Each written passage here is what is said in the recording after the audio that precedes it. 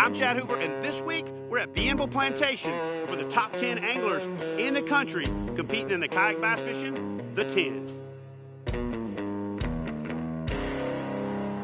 Get up and put on the coffee. You know the sunlight won't last. Making my way to the country. I'm gonna catch a big old bass.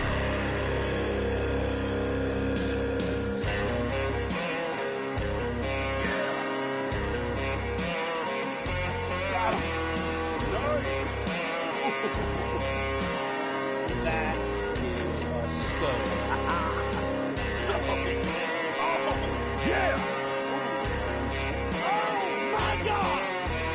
Booyah!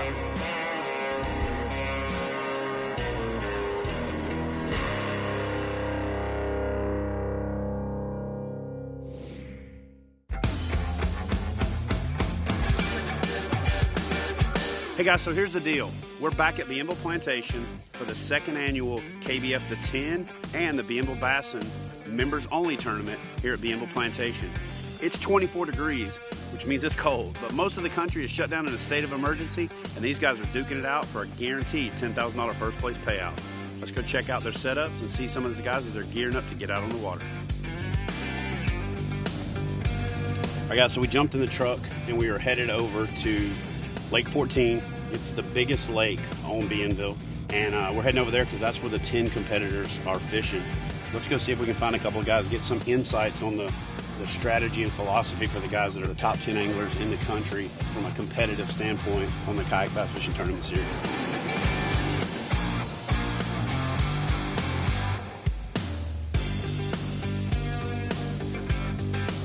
I'm Corey Dreyer. I'm from Randleman, North Carolina. That's a better fish. Hi, I'm Mel Ash from Kansas City, Missouri. My name is Joshua Stewart. I'm from Murfreesboro, Tennessee. All right, wish me luck. My name's Eric Siddiqui. I'm from Cincinnati, Ohio. And Jamie Dennison from Greensboro, North Carolina. Wofford. Cody Milton from Searcy, Arkansas. I'm Ron Champion. I'm from Richmond Hill, Georgia. I'm on. Jay Wallen, Lexington, Kentucky. Ron likes to call me Juicy J, so Juicy J. My name's Brian Ayler, Bluefield, West Virginia. Nice. I'm Jody Queen. I'm from Rocky Gap, Virginia. That's a good one. I'm Jason Broach. I'm from Fort Pierce, Florida.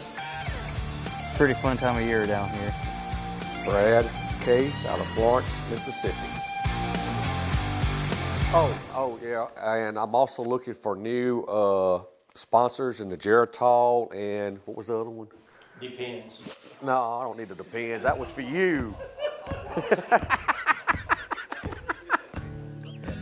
All right, so here's one of the great things about the anglers in the kayak bass fishing top tier. They're all personalities, and every one of them's got a different one. If you look on the back of Jody's kayak right here, he's got a gator head. And that gator head is a bit of a good luck charm, but it's also a reminder for a special little incident. So of all the guys out here today that are worried about some of these big lizards that Bienville's famous for, I think Jody's probably not that worried about it, because if you're worried about whether or not you could survive a gator attack, I think he already knows firsthand. So Jody, tell everybody about your close encounter of the dinosaur kind. Yeah, it was my first trip to Okeechobee. Of course, Okeechobee is my bucket list fishery. So I took off paddling, and I was in a small 10-foot boat at the time. And I got to my spot, and I just kind of glided in. And when my boat stopped, I made a cast, and as soon as it hit the water, a 12-foot gator come out and hit me right in the side of the kayak. And he tried to roll, but he hit me perpendicular, and he couldn't roll the whole boat. So I took my bending branches paddle here, and they got such a sharp blade on him, I hit him in between the eyes, and he wouldn't turn loose of me. And so I just took the blade and slid it across his face and cut his eye. I mean, I seen the goop, so I know I cut him. And he turned loose of me. So when he turned loose of me, I was fishing with a jig, and I was paddling so fast that the jig was hitting about every 5 feet. I got the gator head as a reminder, of how lucky I was to be alive that day. And I'm hoping there's a little voodoo attached to it to protect me. And if you're ever down on Okeechobee and you see a 12-foot one-eyed gator, you know that that's where Jody was, and that gator probably ain't gonna mess with you because he's already been taught a valuable lesson about jacking with a kayak angler.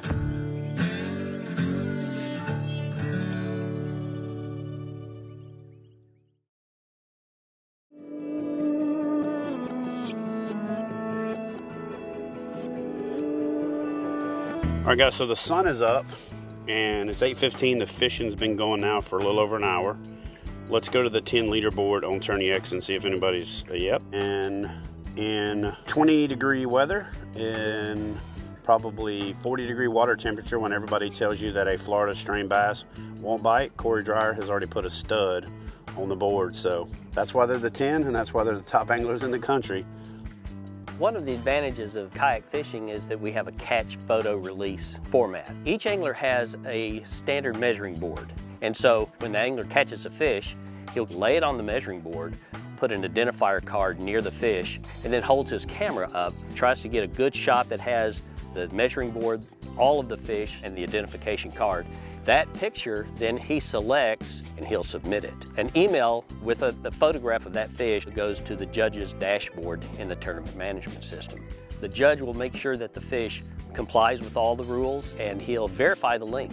All through the day, those leaderboards are being updated. The anglers are able to see how they're doing, how the competition is doing, and everyone else is able to follow right along as well. I love looking at the standings. It kind of makes me fish harder. Some people don't like to look at it because it messes with their head, but for me, it's kind of motivation that I need to do a little better. I mean, a lot of times I just go out and fish, and at the end of the day, that's when I start worrying about it. But if I start checking it too soon, it just tears me up. There's 3 people who have put in fish so far. Take a look at the fish. All right, now see, it's not quite touching that line. It looked like it was on a smartphone. So it's close, but not quite. So I'm going to accept it, but I will change the score to 1950. Anyone in the country can go into the dashboard and they can go down and see the fish, so they can check it out themselves. And if they disagree with the score, they will let us know. And in a way, we've got 2,000 people backing the judges up, making sure that we do a good job of scoring these things. And every now and then, they'll find something we missed, so that's good. They let us know. All right, guys, so we made the trek over here to the bridge. We were actually scoring fish. Huge fish came in. I called the angler. He was right around the corner. And this is what you come to Bienville for. This is Steve Gilkerson from West Virginia with a chunk. Roll that belly towards us a little bit so we can, yeah, look at that. And they're just starting to feed, so that thing will have a paunch on it. It'll be another 1.5 pounds in about an hour and a half, but. Biggest one I've ever caught. That's a toad, brother. First and foremost, we're running a tournament here, but the thing about it is when you come to a place like Bienville, on top of the fact that you got an opportunity to win some money, you're fishing in an awesome fishery, and you always have that chance of catching that fish of a lifetime and, you know, best in whatever personal best you have. Bienville Plantation is the world's foremost largemouth bass fishery and an amazing resort. We have luxury log cabins, 11,000 acres, 12 lakes, and some of the best bass fishing in the country.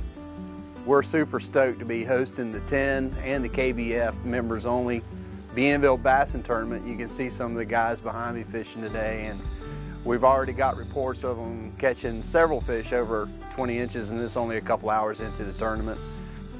If you've got a kayak and you want to come do kayak bass fishing, we're more than happy to host you to do that. Or if you'd like to come for a guided trip and just stay for a few days, enjoy some 5-star lodging, dining, and amenities, and like I said, some of the best bass fishing in the country, then we'd sure love to hear from you.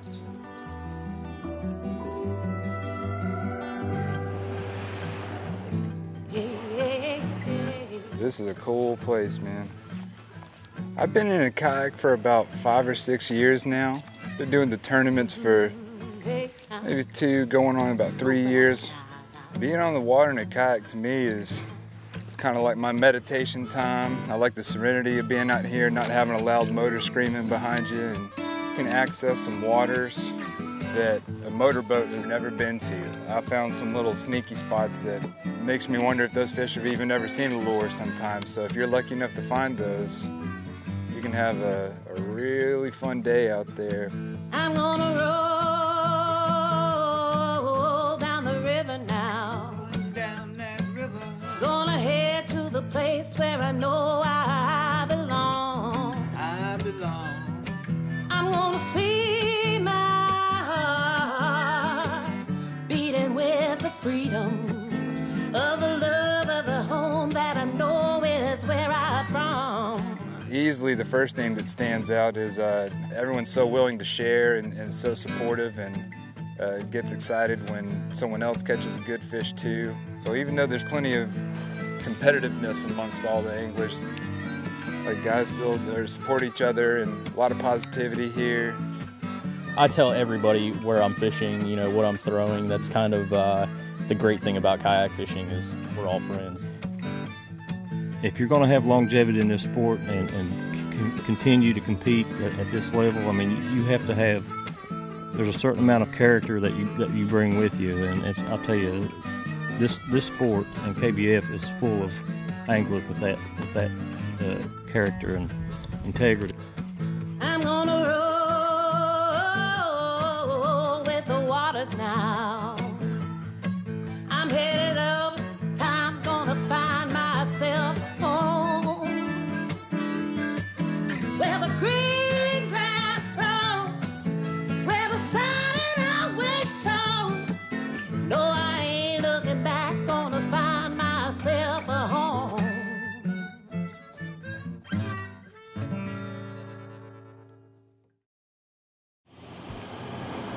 All right, guys, so we found one of the anglers for the 10. Let's make it a little bit of a late start. It's my longtime friend, Ron Champion. Ron's got about 40 boxes here that he's going to, in a bit of a frenzy. What are you doing, Ron? Well, I was looking for a few specific colors of my grande bass. Right. I need some creature baits. Can we show what color that is? Sure. Yeah. So he's using the grande bass, mega claws, Okeechobee craw. If he does make a ridiculously monumental comeback, that's probably what he's going to have done it on. I like that. It's green, got a little blue in it. Yeah. Got a little glitter. This got a little extra appendage on it. This is the trophy hunter. This is and it's got a little more June bug. Little June bug, little green with red, little pumpkin seed, blue, green. That's pretty much like every effective color, you know, rolled up into one. Yeah, it's called trophy hunter for a reason. That's what I'm going after. All right, so tell everybody what adjustments you're gonna make. I'm changing it up. I fish deep yesterday trying to catch suspended fish. That ain't happening. I'm going shallow today. I made that adjustment late yesterday. So between creature baits and small crankbaits, I'm on them. So if you guys really want to know Ron Champion's secret to consistent success, it's the shoes. I don't know, what are these, size 17? Let's actually check these out. This size, good Lord, size 14. Don't be hating. There it is right there. That's Ron Champion's secret to success. It's the kicks is what I'm saying. It's all about the kicks. Tell you a little secret when you tournament fishing. Look at the guys' boats when they blast off. Whoever has the least amount of rods is on fish. Whoever has the most ain't doing so well. Look at my boat. I've got a, square bill crankbait rod, and I've got a deep water crankbait rod. I've got spinning rods and swim bait rods, football jig rods. I started out with a crankbait rod. It was my first technique specific rod, and I noticed a huge difference in the amount of fish I caught and how well they were hooked. So then I started buying other rods for techniques that I use the most, and it's just grown from there. It's kind of like asking a golfer to go golfing with one club to expect a fisherman not to have a bunch of rods.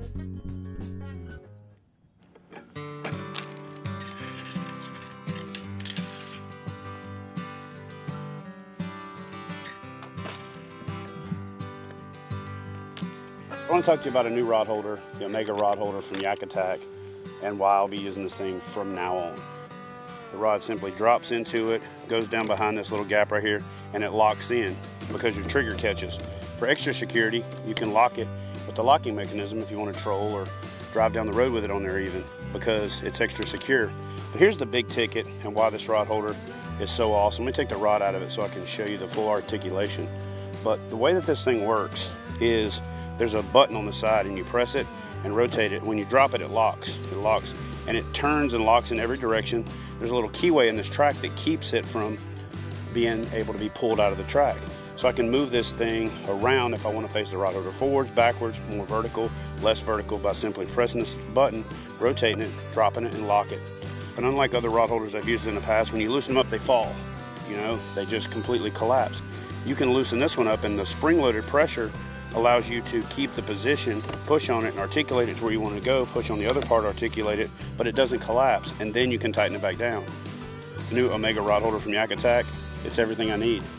I think that's why they called it the Omega, because it's the last rod holder you'll ever need. Let's go check on some of the guys in the 10 and see how they're doing.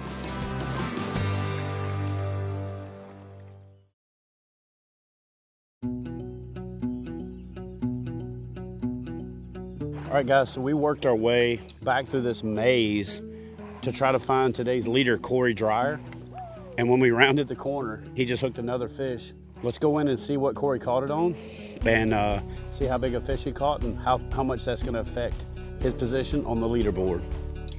I got onto a little pattern yesterday afternoon in this little creek. What I've been doing is finding isolated grass mats around wood, really shallow. So what I'm using is a Strike King Rage Bug. Today I switched over to black and blue. Yesterday I was throwing chameleon.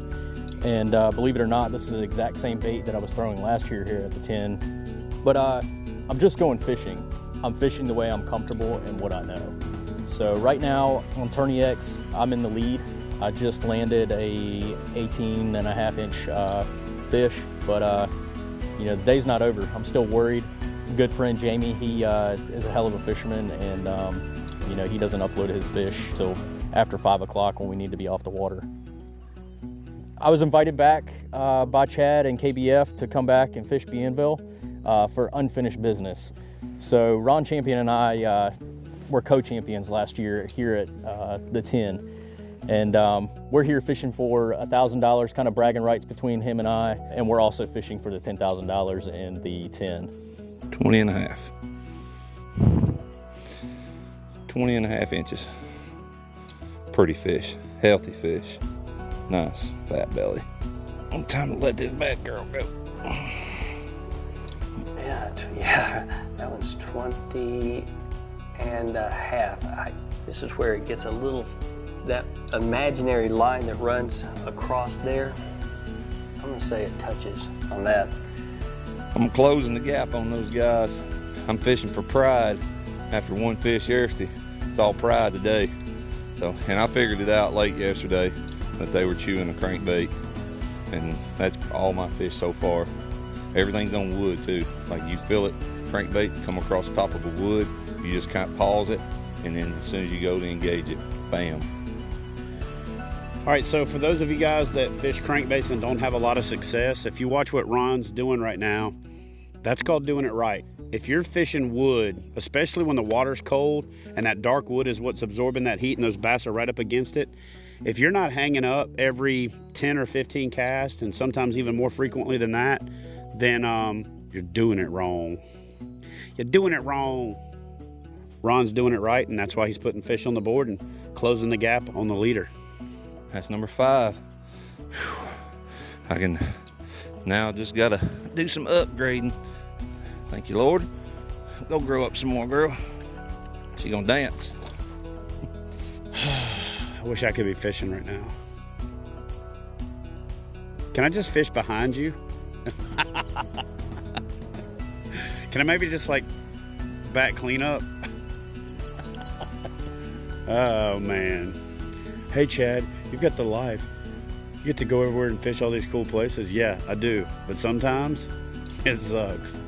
You get to come to cool places and watch other people fish. But I guess I could say it's better than being like Amish, because they don't have TVs, so they can't be offended really. Unless maybe somebody told them that they saw it on TV. Do people tell Amish people what they saw on TV, you think? These are the kind of things that goes through my head. All right, guys, so the anglers have about an hour left to fish to determine who's the 2018 Kayak Bass Fishing 10 champion. Also, we're going to determine who the Angler of the Year is. There's a lot of fish going up on the boards. Seems like it heated up in the afternoon. I got my gear loaded up. I got to head back to the lodge and set up for the award ceremony. So let's head back and find out who's going to go home with a brand new bona fide kayak for the biggest bass, and who's going to go home with the hardware and the big check.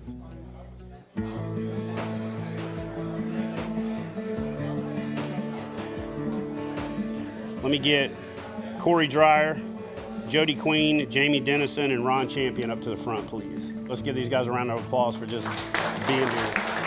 Every time these guys show up and put their money down, there's a threat to win, and it shows the consistency that they're back up here again. So, in fourth place, and the biggest fish of the 10, Mr. Ron Champion.